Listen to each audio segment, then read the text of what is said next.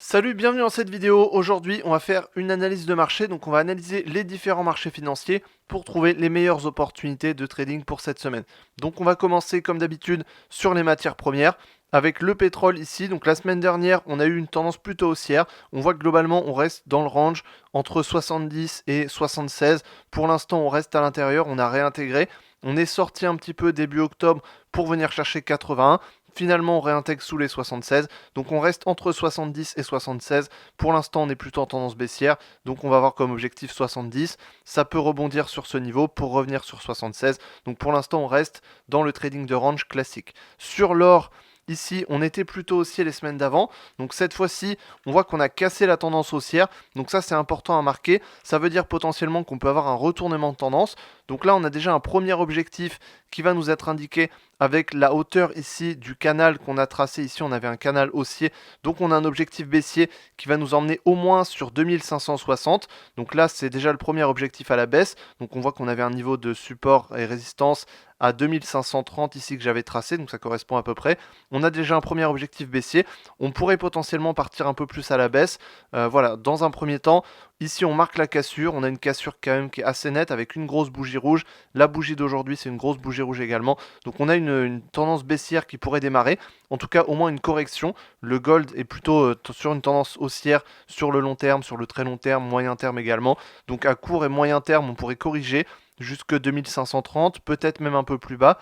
Potentiellement, ça pourrait être des bons niveaux d'achat pour ensuite rejoindre la tendance sur le très long terme. Donc ça, c'est plutôt pour faire des trades très long terme. Maintenant, pour trader sur du moyen et court terme, dans ce cas, on va plutôt trader à la baisse actuellement, puisqu'on est plutôt sur une cassure de tendance. Donc on casse la tendance haussière pour partir sur une correction en tendance baissière plutôt. Donc à suivre, en tout cas plutôt baissier sur le gold sur ces prochaines semaines. Le S&P 500, alors on a eu les résultats des élections américaines, donc on voit qu'on a eu un gros boom sur le S&P 500 et sur les autres indices américains, on va le voir juste après. Donc en tout cas le S&P 500 a bien monté, il est parti fortement à la hausse avec un gros gap. On est arrivé sur 5900, on est quasiment sur 6000, on a battu les 6000 aujourd'hui, donc on est passé au-dessus de 6000. Donc pour l'instant, on est sur une tendance très haussière. Maintenant, on pourrait corriger un petit peu. Ça, ce mouvement-là, c'était l'euphorie de marché. On a eu une euphorie à un moment donné. Le prix est parti fortement à la hausse suite aux élections. Maintenant, on pourrait corriger un petit peu, retrouver un peu de calme sur les marchés, possiblement venir combler le gap qu'on a eu ici. Très souvent, quand on a un gap, on vient le combler juste après ou alors quelques semaines après. Donc on pourrait tout à fait revenir combler le gap, donc revenir sur ces niveaux-là pour ensuite repartir à la hausse. Donc là-dessus, à la hausse, on aura un objectif qui va être plutôt haussier. On a 6100, 6200, 6300 qui sont des niveaux importants. Donc à voir ce que ça va donner. En tout cas, on est sur des plus hauts historiques. Donc sur les indices américains, on est plutôt sur une tendance haussière sur le long terme, sur le moyen terme. Il y a juste sur le court terme où il faudra faire attention. On peut avoir une correction pour revenir combler le gap pour ensuite repartir à la hausse. Donc on est plutôt haussier de toute façon sur le long terme. Sur le Nasdaq également, même cas de figure. On a eu un gap, on a eu une tendance haussière très forte, un mouvement haussier très fort. On pourrait venir combler le gap, peut-être venir marquer une petite correction de ce mouvement, jusque ici 20 600, 20 400, pour ensuite repartir à la hausse. Donc pareil, à court terme, plutôt baissier. Le Dow Jones également, même cas de figure. On est un peu plus haussier sur cet indice, mais on pourrait venir corriger un petit peu pour ensuite repartir à la hausse. Donc sur le court terme, plutôt baissier, mais sur le moyen et long terme, plutôt haussier. Ensuite, sur le CAC 40, ça a plutôt stagné. On voit ici qu'il n'y a pas eu beaucoup de mouvements depuis début novembre. Donc on voit que ça a stagné. On est ici entre 7320 et 7480. Donc pour l'instant, on reste dans ce range. C'est pas forcément très intéressant à trader. Pour l'instant, il n'y a pas forcément d'évolution. Il n'y a pas de tendance ni haussière ni baissière. Si on casse les 7500, même si on casse les 7640, plutôt ce niveau-là, il faudrait qu'on casse ça pour partir sur une tendance haussière. Maintenant, si on casse les 7320, dans ce cas, on pourra partir sur une tendance baissière avec 7100 et peut-être plus bas. Pour l'instant, on reste dans un trading de range. C'est pas forcément très intéressant. Mais voilà, ça se trade dans un trading de range entre 7320 et 7480. Ensuite, sur les crypto-monnaies, alors là, ça a très bien évolué. Sur le Bitcoin, on est parti fortement à la hausse. Suite à l'élection américaine, ça a bien sûr été un catalyseur, mais il y a également d'autres informations qui entrent en compte. Donc en tout cas, on a eu une belle tendance haussière sur le Bitcoin. Ça pourrait potentiellement continuer. On voit que souvent, le Bitcoin, quand ça monte très fort, très rapidement. À un moment donné, ça va stagner, comme on a eu il y a quelques années. On le voit ici, c'est monté très rapidement début d'année, donc c'est monté très rapidement, puis ensuite ça a stagné pendant quelques mois. C'était le cas également les autres années. Donc à chaque fois ça fait ça. Donc là, on a un mouvement haussier qui va être très rapide. Donc on est peut-être qu'au début du mouvement, on pourrait à mon avis aller beaucoup plus haut. Et à un moment donné, on va s'arrêter sur ce niveau et on va stagner un petit peu, peut-être pendant plusieurs mois. Donc en tout cas là-dessus, on est bien parti pour continuer sur une belle tendance haussière. On est déjà à 84 600 au moment où je tourne cette vidéo. On pourrait arriver sur le prochain objectif qui serait les 100 000, donc il y a un niveau clé important. Les 100 000, ce serait l'objectif principal pour l'instant. En tout cas, déjà, on a 88 000, 90 000, 100 000. Donc en tout cas, pour l'instant, on est toujours en tendance haussière sur le Bitcoin. On est haussier sur le long terme, sur le moyen terme, sur le court terme. Donc toujours très haussier sur le Bitcoin. Sur l'Ethereum également, la différence c'est que les semaines d'avant, l'Ethereum performait clairement moins bien que le Bitcoin. Or là, sur ce mouvement, on a l'impression qu'il retrouve tout son retard, puisque quand le Bitcoin avait commencé à partir à la hausse, l'Ethereum lui était resté dans le range ici, on le voit, alors que là, cette fois-ci, le Bitcoin est parti à la hausse et l'Ethereum a cassé son range à la hausse. Il a cassé les 2800 à la hausse et là il est sur 3300. Il pourrait potentiellement casser les 3300 pour partir encore plus à la hausse. Et on a l'objectif des 4100 ici, qui est le record historique sur l'Ethereum. Donc pour l'instant, il a toujours du retard, mais on voit qu'il suit quand même le mouvement sur les crypto-monnaies et il pourrait atteindre son plus haut record à 4100. Il faudrait déjà qu'il atteigne ce niveau-là pour pouvoir ensuite partir sur un nouveau record. Donc pour l'instant, ça reste intéressant, mais le Bitcoin est clairement plus intéressant pour l'instant. Ensuite, si on passe sur le Forex, alors sur l'euro-dollar, on voit qu'on était plutôt sur une tendance baissière. On a eu une tendance baissière ici. On a corrigé un petit peu, puis ensuite on est reparti à la baisse. On voit qu'ici on commence à repartir à la baisse.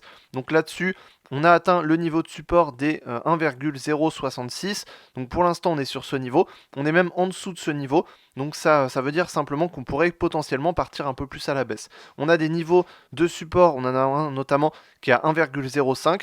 Donc là, on pourrait partir plus à la baisse. On a également un autre niveau ici à 1,06. Donc c'est des niveaux qui sont importants. Il faudrait d'abord qu'on atteigne 1,06, ensuite 1,05. Pour l'instant, on est plutôt baissier. On a un mouvement baissier ici qui était très fort, très rapide. On pourrait peut-être corriger un petit peu pour revenir sur 1,07, peut-être 1,075, pour ensuite repartir à la baisse. Donc pour l'instant, on reste quand même plutôt baissier sur l'euro USD. Sur le GBP USD, également, on reste dans cette tendance plutôt haussière depuis plusieurs mois, depuis septembre, fin septembre, on reste sur une tendance plutôt baissière. Ici, ça a un petit peu stagné. On voit que cette fois-ci, on est passé sous les 1,29. On voit qu'on a une bougie qui potentiellement pourrait clôturer sous les 1,29. Donc ça veut dire qu'on a un mouvement plutôt baissier à venir. On pourrait arriver sur 1,28, 1,27. Donc plutôt sur un mouvement baissier. On reste quand même plutôt baissier. Même si le GBP stagne un peu, on reste quand même plutôt baissier sur GBP USD.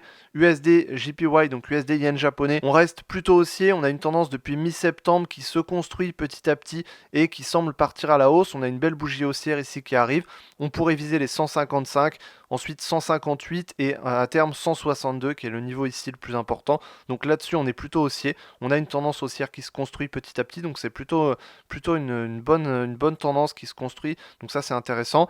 USD CHF, lui également plutôt haussier, on a une belle configuration, on est parti fortement à la hausse avec cette bougie, ça stagne un petit peu, ça corrige, donc ça c'est normal, et aujourd'hui on repart à la hausse, donc là-dessus on va viser, ici on a un niveau à 0,885, ici ensuite 0,9, et ensuite ici on a un niveau juste au-dessus à 0,925, donc il y a un niveau important qui correspond à ce sommet. Donc là-dessus, on est plutôt haussier sur USD CHF également. Donc il y a une bonne opportunité à mon avis sur USD CHF.